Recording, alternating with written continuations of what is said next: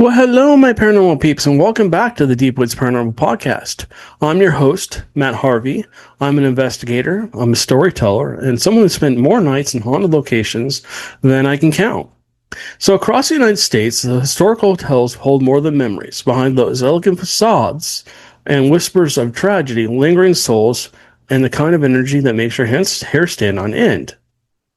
So grab your room key. Let's go explore the 5 most haunted hotels that still invite guests if you're brave enough to spend the night. All right, guys. So let's start with the Stanley Hotel. This is in Estes Park, Colorado. So let's start with the legend, the Stanley Hotel. Built in 1909, this beautiful hotel with White Manor-inspired Stephen King's The Shining. But you don't need to be in Hollywood to find chills here. Room 217 is the most famous room in the hotel. In 1911, a housekeeper named Elizabeth Wilson was caught in an explosion caused by a gas leak. She survived, but her spirit may not have moved on. Guests still report their belongings being neatly folded, lights being turned off on their own, and a phantom footstep pacing the hall. Well, that's kind of creepy. I've actually been to the Stanley Hotel. I'll talk about that in just a minute. Others hear a piano playing softly late in the night in the empty ballroom. Locals say it's Flora Stanley, the hotel's founder's wife, keeping her music alive. So I guess she used to play music during the night. Cold drafts, shadowy figures, and even laughter echoing from nowhere. The Stanley isn't just haunted; it's proud of it. They run nightly ghost tours for anyone daring enough to wander its long corridors after dark. So if you remember in The Shining, the little kids, actually, supposedly Stephen King supposedly saw that, something like that, and that's possibly what triggered that for him. There's a lot of ghosts that actually haunt the location, from what I understand. And, if you've seen the shows, you know that there's quite a few paranormal teams that have investigated there. So my question to you is, have you investigated the Stanley Hotel? Amanda and I don't think Amanda and I have ever actually stayed there, but I stayed there with my parents when we actually went skiing one year up there, one winter, during winter break or whatever. And I didn't really feel very comfortable in that hotel. I was only like 8 or 9 maybe at that point in time. I don't remember a lot about it. I do remember that hotel just creeped me out. But it's a beautiful hotel. I mean, not every room's haunted and everything, but if you get a chance, I would go check it out. All right, so let's talk about the Crescent Hotel and Spa in Eureka Springs, Arkansas. This was built in 1886. So if the Stanley Hotel is spooky, the Crescent Hotel is a pure nightmare fuel. In the 1930s, a man named Norman Baker bought it and turned it into a cancer hospital. Oh boy. He claimed he could cure anyone without medicine, without surgery, but patients never left.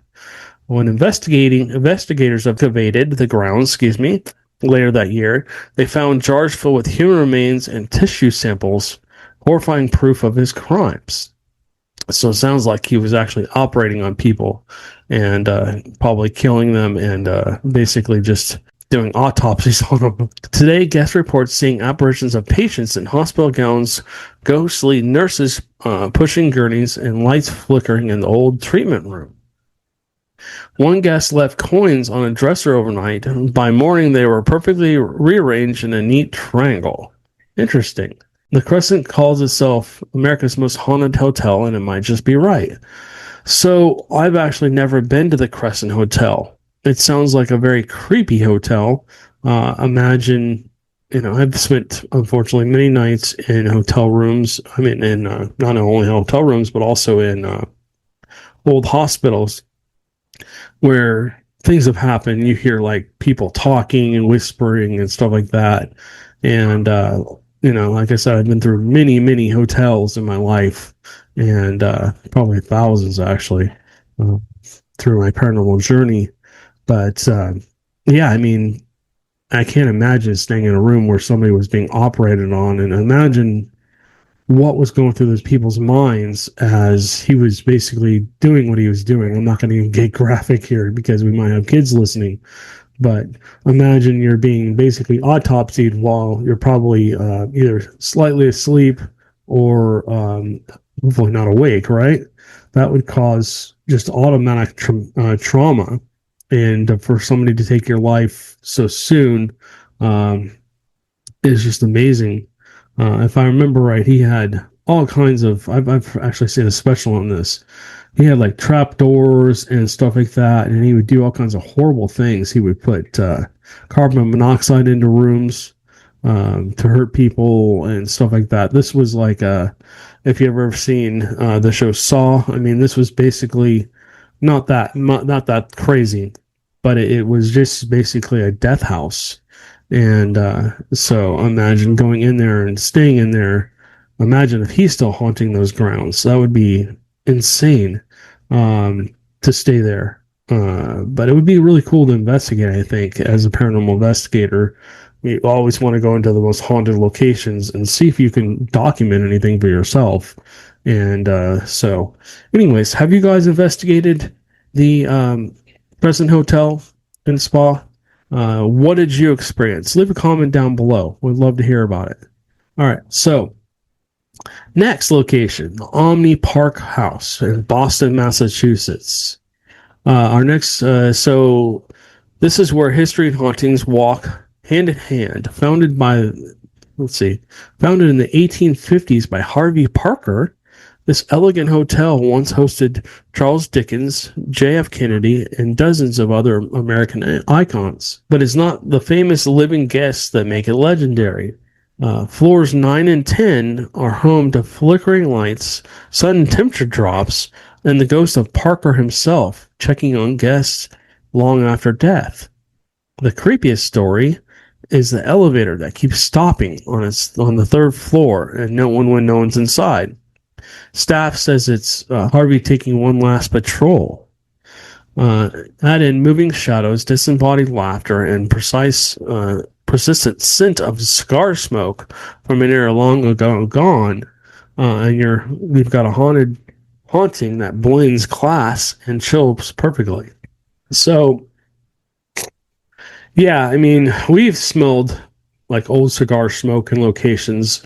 And you're looking for a reason for it. You go up to the wallpaper and you're looking at the old furniture and you're trying to figure out what's coming from, but it's weird because there's no actual smell coming from those things that you can smell. But then you walk down the way and then all of a sudden you get like a puff of smoke in your nostrils. And you're like, what the heck? And then you get a cold spot, and then maybe you hear footsteps or something else. That's happened to me a few times, where I've smelled the smell of like potpourri or something like that, like old perfume. So, yeah, I mean, definitely cool. Cold spots. That's just where energy is basically being pulled out of the air, and that could be a sign that a spirit's going to do something, because they're using that energy to manifest in some way. At that point, you might get an EVP, you might get something coming through a ghost box or spirit box. You might get, an apparition caught on camera. You might get movement. You might see a shadow. You might get some kind of other activity. You might hear a disembodied voice. Somebody might see something. So, yeah, very cool. Very, very cool. I've had lights flicker off and on. That's creepy, I'll tell you what. And then the ghost of Parker Harvey himself, that would be really cool to see him like on the elevator and doors open, he's there and it's kind of like translucent and you see him, and then he pushes a button and then the doors close and he takes off up to the next floor and you go running up the stairs to